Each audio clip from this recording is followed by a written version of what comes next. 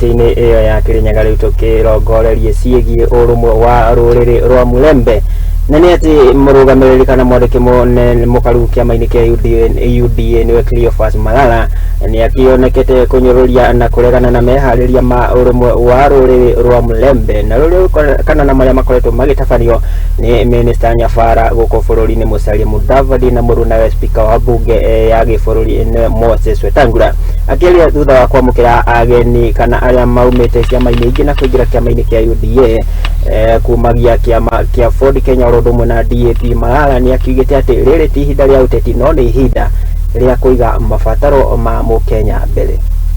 Third of this month, I want to take this opportunity kushukuru wana UDA who need a job to educate my children and take care of Ngoma people. Asante mheshimiwa. So ile kitu ningependa kuomba viongozi wa Luhya, tuache sasa kukuja kila weekend nyumbani na kuambia watu tunataka Luhya unity. We already united, that is why in government. Ile kitu tunataka mkikuja nyumbani mseme mmeandika watu wangapi kazi hapa. Mnaleta pesa ngapi nyumbani? Barabara gani mnaunda hapa?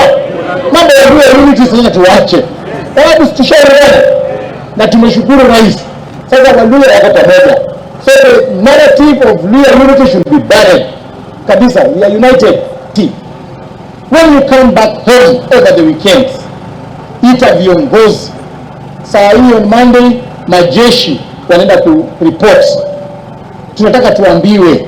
Sasa kwa wale weta umeleta hawa, tunashukuru. Ule youth leader amepata, ule manamba wako wa stage mwanafikirianga watu amepata. We support the building of one national party and we want to urge everyone in this region aingie ndani so that we can have UDA being the main party within the region. Na mbele mnaona mbele, mnaona the way mheshimiwa musalia akiongea and how is behaving. I can tell you without any fear of contradiction that ANC will end up in UDA by 2027. China has only one party called Communist Party, and the way they operate is that they empower their people economically, but they don't start giving handouts to the members. So where UDA is going is that besides us being a political party, but we are going to make sure that our members are empowered economically, because we are going to have projects done by the youth from the polling center and they will be funded by the Hustler Fund.